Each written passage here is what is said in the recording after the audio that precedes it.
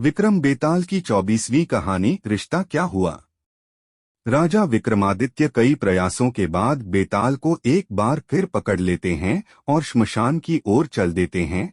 हर बार की तरह इस बार भी बेताल नई कहानी सुनाना शुरू करता है।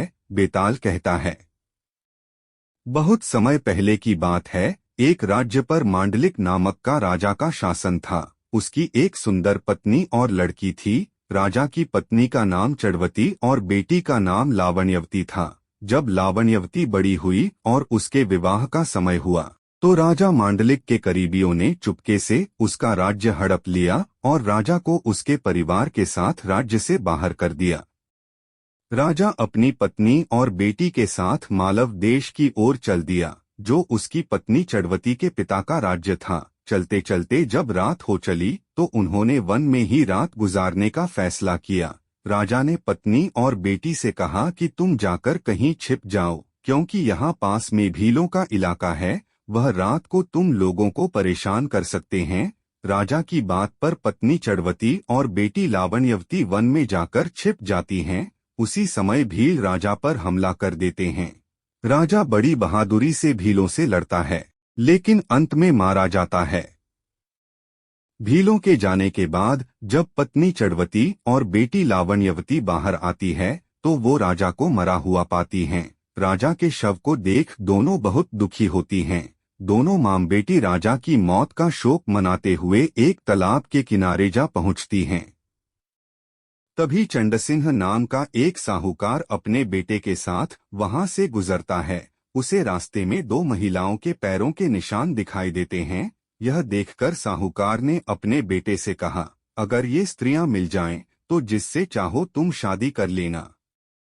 पिता की यह बात सुनकर बेटा कहता है, पिताजी, छोटे पैर वाली उम्र में भी कम होगी, इसलिए मैं छोटे पैर वाली से ही शादी करूंगा। आप बड़े पैर वाली से शादी कर लेना।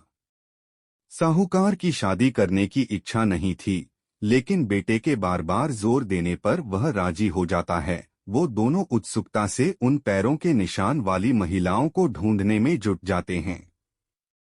दोनों जब स्त्रियों को ढूंढते ढूंढते तालाब के पास पहुंचते हैं तो उन्हें वो सुंदर स्त्रियां दिखाई देती हैं। साहूकार आगे बढ़कर स्त्रियों से उनका परिचय पूछता है तो रानी चढ़वती सारी आप बीती साहूकार को बता देती हैं।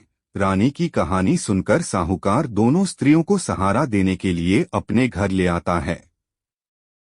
संयोग से रानी चढ़वती के पैर छोटे और बेटी लावण्यवती के पैर बड़े थे, इसलिए साहूकार का बेटा रानी चढ़वती से और साहूकार बेटी लावण्यवती से शादी कर लेता है। उन दोनों की आगे चलकर कई संतान पैदा होती हैं। बेताल पूछता है, बता विक्रम, अब इन दोनों की संतानों का आपस में रिश्ता क्या होगा। इस सवाल से विक्रम भी सोच में पड़ जाता है। लाख सोचने के बाद भी उसे सही जवाब नहीं सूझता, इसलिए वह चुपचाप आगे बढ़ता रहता है। ये देखकर बेताल कहता है, राजन, अगर तुम्हें इसका जवाब नहीं पता तो परेशान होने की जरूरत नहीं है। मैं तुम्हारे पराक्रम और धीरज से बहुत खुश हूँ। मैं इस मुर्दे से निकल जाता हूँ और तुम इस मुर्दे को अपने वादे के अनुसार योगी के पास ले जा सकते हो। लेकिन याद रहे, जब योगी तुम्हें सिर झुकाकर इस मुर्दे को प्रणाम करने को कहे तो तुम उनसे कहना कि पहले आप करके दिखाएं कि कैसे करना है। जब योगी सिर झुकाएं तो तभी अपनी तलवार से उसका सिर काट लेना। उसका सिर काटकर तुम पूरी पृथ्वी के चक्रवर्ती सम्राट बन जाओगे। वहीं अगर तुमने उसका सिर नहीं काटा तो योगी तुम्हारी बलि दे देगा और सिद्धि प्राप्त कर लेगा।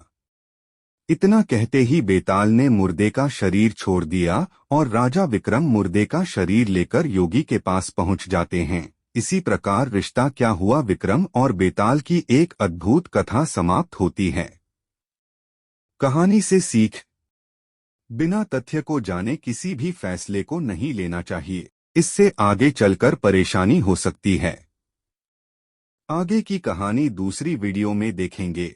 ऐसी ही वीडियो देखने के लिए हमारे चैनल को सब्सक्राइब करें।